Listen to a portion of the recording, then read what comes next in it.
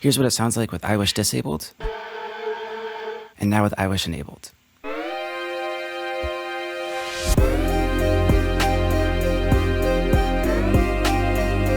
iWish takes whatever audio you feed it in real time and allows you to re-synthesize it into new melodies. This works by creating audible pitches from looping audio segments at a speed based on your MIDI input. This allows you to play any audio signal like it's a synth. First, let me go over really quickly how you can set up iWish in FL Studio. So here's our original input signal, which is routed to a mixer track with iWish on it. Next, we need to create a MIDI out channel with the MIDI we want to use to trigger iWish. You can set this port to whatever you want, just make sure it matches the input port of iWish. Now iWish is able to use this MIDI to affect our original sound source. Now I'm going to initialize iWish and show you how you can recreate this sound from scratch.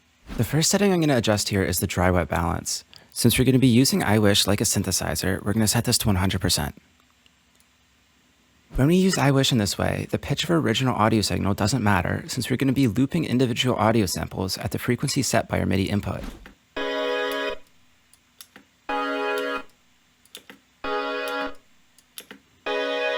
Another way we can adjust the timbre is by changing the placement of our original audio signal, since iWish will only grab the sample from where our MIDI input starts.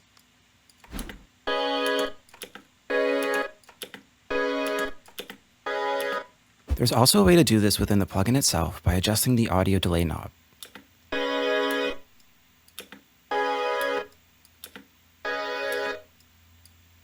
Next, we have the pitch and format settings, which work exactly as you'd expect them to.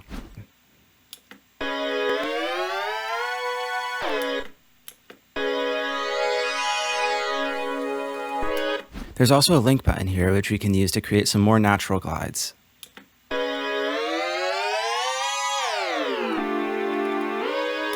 Here we have a crossfade slider, which is a way to adjust the harshness of our sound.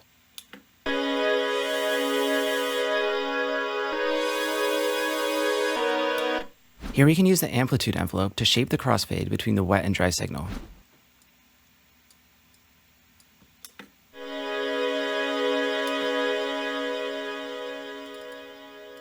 Here we have an LFO that we can use to adjust the pitch and format. It has standard options like retrigger and sync to tempo. I'm going to turn both of these off for now. Here we can click and drag to adjust the rate.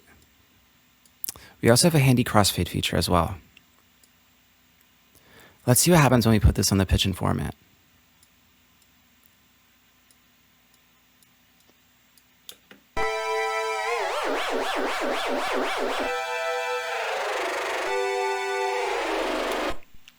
Here you can really see the impact that crossfade has on this.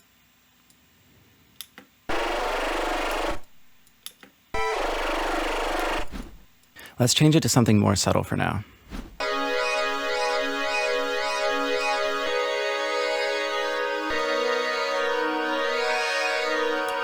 We also have a few different shapes that we can choose from.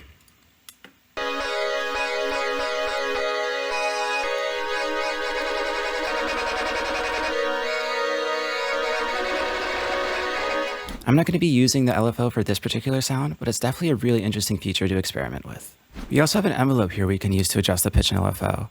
There are 3 ways to adjust this. We have the delay, the decay, and the curve. I'm going to set this pitch envelope to have no delay and a decay of about 250 milliseconds. Now I'm going to apply this to the pitch by 4 semitones and set our starting pitch down by 4 semitones to compensate. Now we get this really interesting effect at the start of each note. Check it out.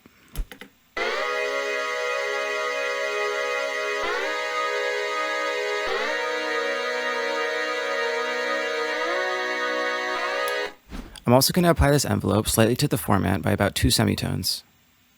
And now I'm going to turn down the format knob here.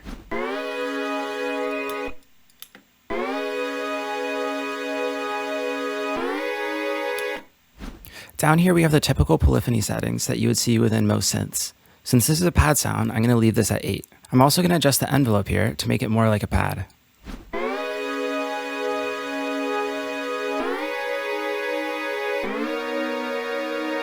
And there you have it. We transformed this original signal into a really neat synth pad using just the power of I Wish. Let's see how it sounds in the context of a full track.